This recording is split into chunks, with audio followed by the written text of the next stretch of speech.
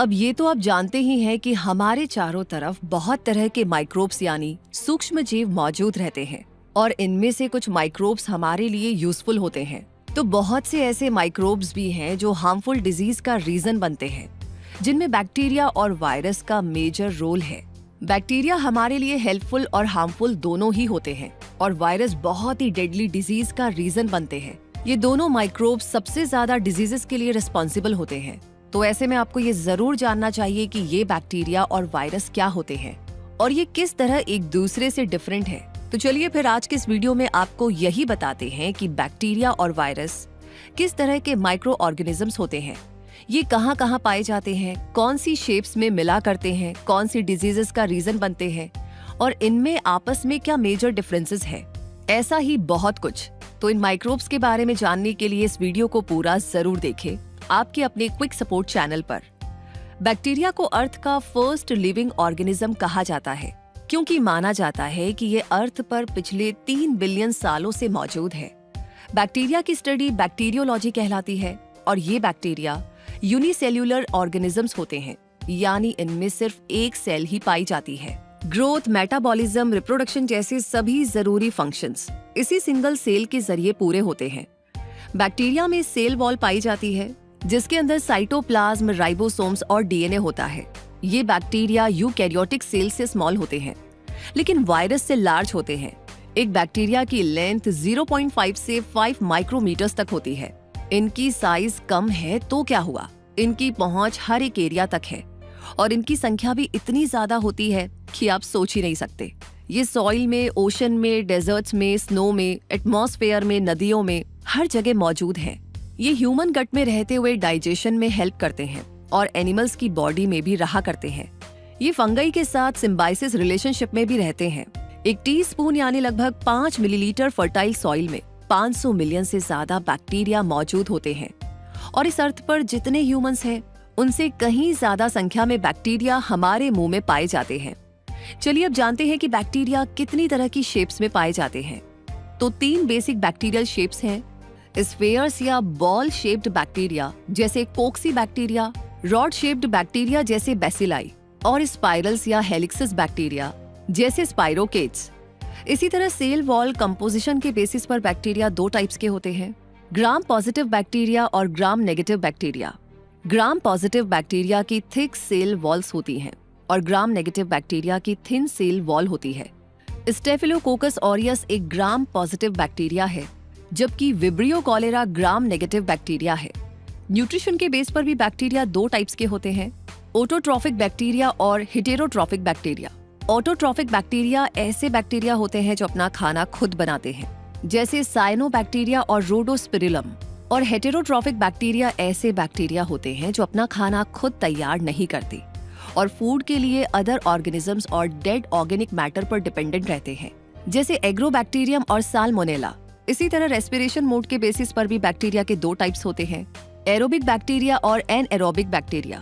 जो bacteria oxygen के साथ एनर्जी प्रोड्यूस करते हैं वो एरोबिक बैक्टीरिया कहलाते हैं जैसे लैक्टोबैसिलस और नोकार्डिया, और जो बैक्टीरिया बिना ऑक्सीजन के एनर्जी प्रोड्यूस करते हैं वो एनोरोबिक बैक्टीरिया कहलाते हैं।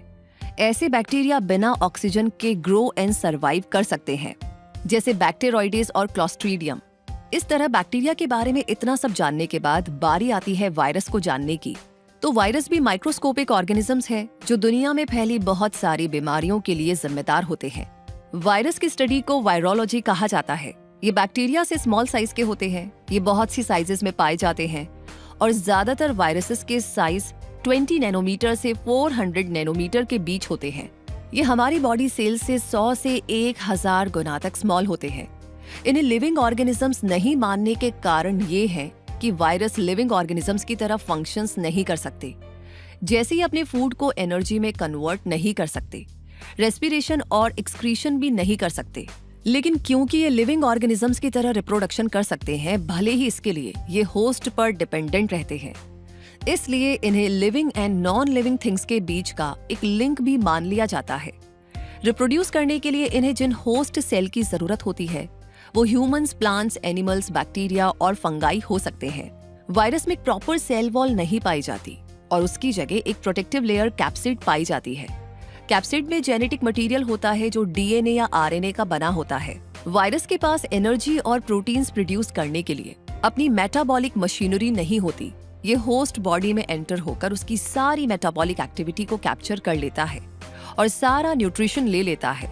वायरस की शेप के बारे में जाने तो मेनली वायरस 3 शेप्स में पाए जाते हैं। बुलेट शेप जैसे रेबीज वायरस, फिलामेंटस शेप जैसे इबोला वायरस और ब्रिक या ओवल शेप जैसे पॉक्स वायरस। होस्ट बॉडी के बेसिस पर भी वायरस 3 तरह के होते हैं: एनिमल वायरस, प्लांट वायरस और बैक्टीरियोफेज। एनिमल वायरस ऐसे वायरस होते हैं जो मैन एंड एनिमल्स की बॉडी में रहते हैं और उन्हें इन्फेक्ट करते हैं, जैसे influenza virus, rabies virus, mumps virus और पोलियो वायरस। और जो वायरस प्लांट बॉडी में रहकर के उन्हें इन्फेक्ट करते हैं वो प्लांट वायरस कहलाते हैं, जैसे tobacco mosaic virus, potato virus और बीट येलो वायरस। इनके अलावा ऐसे भी वायरस होते हैं जो बैक्टीरियल सेल्स को इन्फेक्ट करते हैं, वो बैक्टीरियोफेज कहलाते हैं, जैसे T4 बैक्टीरियोफेज या एशरीकिया वायरस T4 जो एशरीकिया कोलाई बैक्टीरिया को इन्फेक्ट करता है। तो बैक्टीरिया और वायरस के बारे में यहाँ तक जान लेने के बाद अब ये जानते हैं कि ये कौन कौन सी बीमारियों का रीजन बनते हैं। तो बैक्टीरिया से होने वाले इन्फेक्शंस और डिजीजेस में शामिल है sore throat, food poisoning, tuberculosis, cholera, meningitis, urinary tract infection, syphilis, gonorrhoea और लाइम डिजीज। वहीं वायरस से होने वाले इन्फेक्शंस और डिजीजेस में शामिल है influenza, common colds, measles, mumps and rubella, polio, rabies, कोविड-19, चिकन पॉक्स और HIV।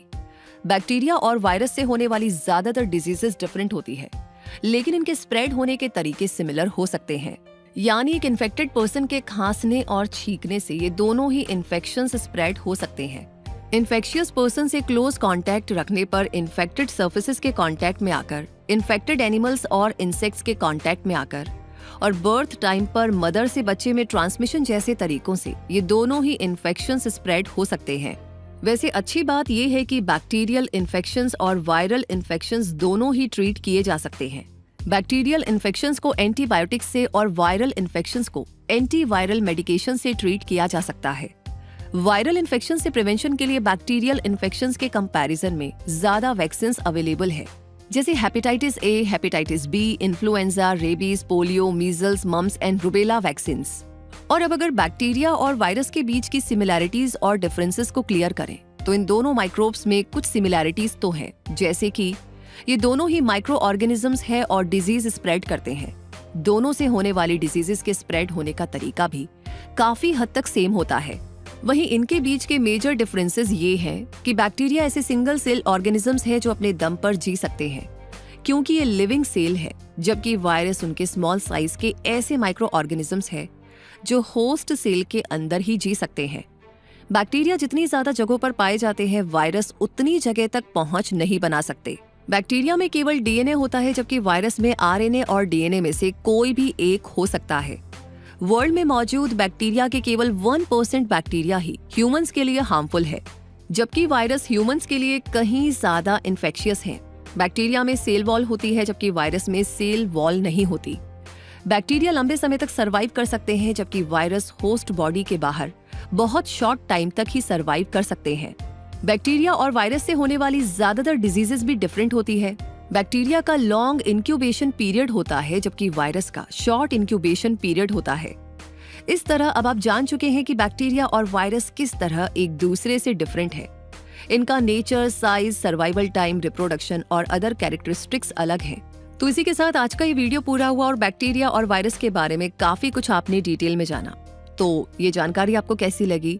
पूरी टीम के एफर्ट के लिए अपना प्यार और सपोर्ट हमें कमेंट सेक्शन में जरूर बताइएगा। साथ ही साथ इस वीडियो को लाइक कर दिया है तो बहुत बड़ी जिम्मेदारी बनती है कि हम इसे अपने फैमिली मेंबर्स, दोस्तों और जिस किसी को भी जानते हैं उन तक ये बात जरूर पहुंचाए, क्योंकि वायरस और बैक्टीरिया से जिंदगी भर हमारा आमना सामना होता ही रहता है, इसलिए सही जानकारी का होना बहुत जरूरी है। इसके अलावा आपका कोई सवाल है या कोई टॉपिक है तो वो आप हमें भेज सकते हैं। और लगे हाथ एक काम और कीजिए, इतने टाइम से आप हमारे साथ जुड़े हुए हैं, थैंक यू सो मच। लेकिन अगर अभी तक आपने क्विक सपोर्ट चैनल को सब्सक्राइब नहीं किया है तो ये भी कर लीजिए, ताकि ऐसी जानकारियां आपको हमेशा मिलती रहे। बेल आइकन को प्रेस कर दीजिएगा। और मैं रूबी पारिक आपसे मिलूंगी जल्दी ही। तब तक के लिए अपने आप को हमेशा हर एरिया में अपडेट रखें, ग्रो करते रहिए, खुश रहिए, मुस्कुराते रहिए। धन्यवाद।